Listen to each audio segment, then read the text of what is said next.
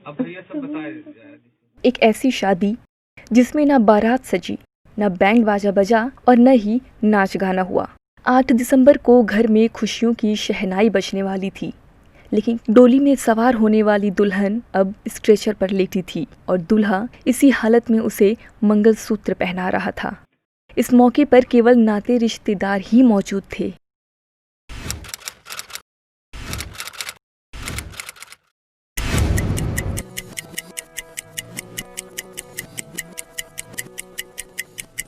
तारीख थी 8 दिसंबर की। प्रतापगढ़ के कुंडा गांव में आरती मौर्य के घर को सजाया गया था। परिवार के लोग बारात के स्वागत में व्यस्त तो जरूर थे, लेकिन चेहरे पर खुशी भी झलक रही थी। दुल्हन आरती मौर्य को अपने दूल्हे अवधेश की बारात का इंतजार था। कुछ ही घंटे बाद बारात आने वाली थी। बारात के स्वागत की तैयारियां भी पूरी हो चुकी थीं। उसके सपनों की शहनाई बजने ही वाली थी और वह कुछ घंटों बाद अपने सपनों के राजकुमार के साथ विदा होने वाली थी। लेकिन अचानक से तस्वीर बदल गई। खुशियों वाले घर में मातम छा गया। आरती के घर वालों के पैरों के तले जमीन खिसक गई। पल भर में रंगीन तस्वीर ब्लैक एंड व्हाइट नजर आने लगी। और वो बच्चा जो है बल्ली के साइड जो बंधा हुआ था वो भागता हुआ जा रहा था, तो आसानी से उसको बुला रही थी। बच्चा आगे निकलता जा रहा था, तो उसी के पकड़ने के चक्कर में बल्ली फिसली या पैर फिसला, अब इसको ईश्वर जानते हैं। उस समय कोई छत पे था नहीं, बेटी और वही 4 पोती। जो आरती सज धज कर अपने सपनों के राजकुमार के घर जाने वाली थी, अब वह स्ट्रेचर पर लेटी थी। जिनके चेहरे कुछ पल पहले खुशी के मारे लाल हो रहे थे, अब वह मुरझाए हुए नजर आ रहे थे। ये सब तो बहुत अजीब ही लगा था कि ऐसा लगा था कि अब ये शादी नहीं होगी। बारात आने के 8 घंटे पहले एक हादसे ने सबको सकते में डाल दिया। छत पे खेल रहे बच्चों को बचाने के चक्कर में आरती का पैर फिसला और वह छत से नीचे गिर गई। हादसे में आरती की रीढ़ की हड्डी पूरी तरह टूट गई। कमर और पैर समेत शरीर के दूसरे हिस्सों में भी चोटें आईं। आलम यह था कि पड़ोस के अस्पतालों ने आरती का इलाज करने से हाथ खड़े कर दिए। परेशान और घबराए घर वाले आरती को इलाज के लिए प्रयागराज के एक निजी अस्पताल ले गए। कुछ सहयोग मिलने के बाद मुझे आश्वासन मिला कि आप इनको पीजीआई ले चलें।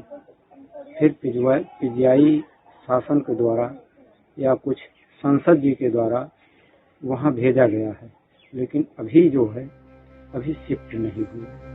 आरती की हालत देखने के बाद डॉक्टरों ने बताया कि वह फिलहाल अपंग हो गई है और कई महीनों तक बिस्तर से उठ भी नहीं सकती। इतना सुनते ही घर वालों को लगा कि लड़के वाले शादी से इनकार कर देंगे, लेकिन उन्होंने बोला मैं उन्हीं से शादी करूंगा, और ये सब बहुत ही अजीब लगा था उस वक्त। आरती के निराश परिवार वालों ने अवधेश और उसके घर वालों को सारी बातें बताईं। लड़की वालों ने आरती की छोटी बहन के साथ अवधेश की शादी का प्रस्ताव रखा, लेकिन दूल्हा अवधेश का जवाब सुनकर लड़की वाले चौंक गए।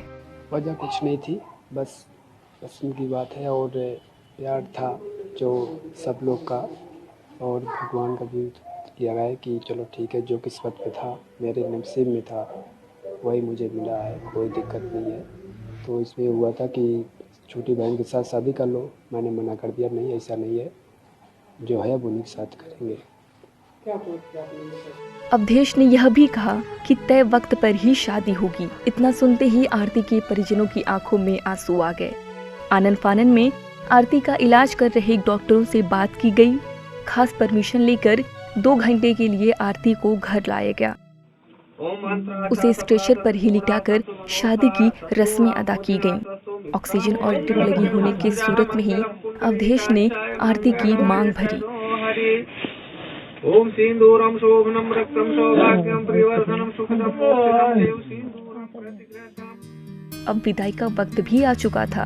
पूरे रीति रिवाज के साथ विदाई के बाद आरती अपने ससुराल नहीं जाकर अस्पताल पहुंची। चोट आ गई मुझे, और उसके बाद मेरे ससुराल वाले को बताया गया कि ऐसी ऐसी बात है।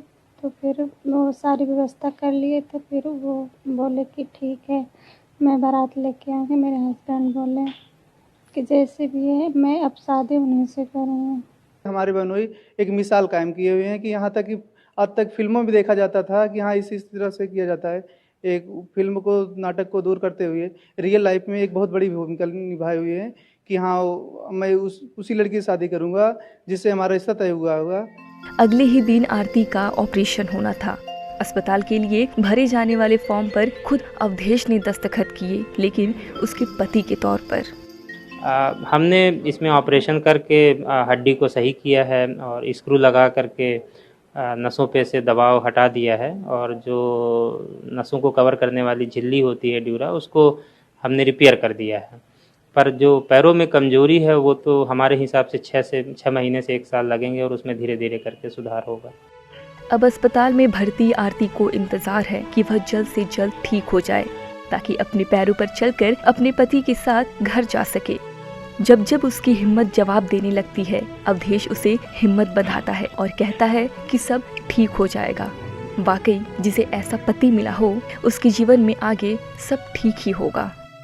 भगवान से उम्मीद जताता हूँ कि ईश्वर इन्हें भोलेनाथ सकुशल ठीक करें और मैं अपनी बेटी की विदाई धूमधाम से फिर से कर सकें।